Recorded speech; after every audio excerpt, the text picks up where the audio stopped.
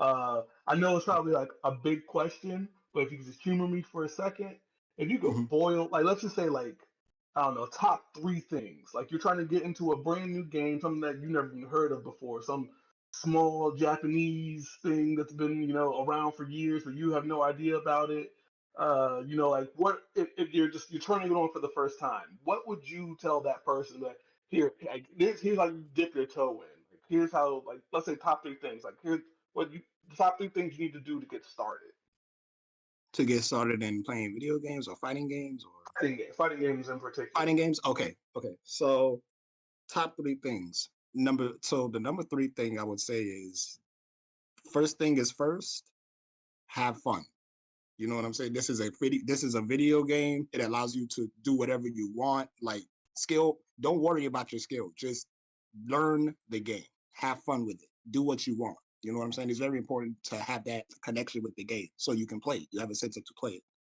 Then number two, your character, right? Because fighting games, like I feel like people don't really emphasize like character enough because it's all about who's top tier, who's this like no. Let's just start with who appeals to you the most. Let's start with who makes you want to play this game. Who has the moves that make you like, oh, okay, I like this character, things like that. That way you get an organic like appreciation for the game. You know what I'm saying? And then the number one thing is learn how to lose because it will happen regardless of whether you like it or not, regardless of how good you are or not.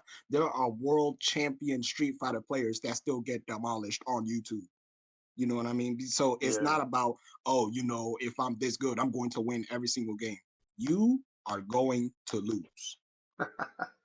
Period. I don't care who you are. I don't care how many people you've played. When you are playing a fighting game, that's one thing you're going to have to understand. But you have to learn how to lose. You have to learn how to dissect your gameplay. You have to learn how to, do things like that. Even if you're not one, even if you don't want to be that serious, it's still a good way for you to understand that. Oh, okay, this is not just something that I could just turn my brain off. This has a method.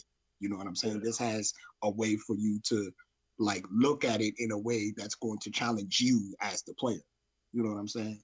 And of course, it doesn't matter if someone's hardcore or casual, they're going to do what they want to do. But I feel like those three things for like someone who's getting into fighting games, I feel like they're going to see what it is. It's not going to be as like intimidating. You know what I mean? So, Okay. And we'll do this one last question before we move on to more stuff. A quick mhm. yes or no. That's all I want. Is Smash Brothers a fighting game? I'm going to say yes. I'm going to say Okay, yes. we got a yes. I'm going to say yes.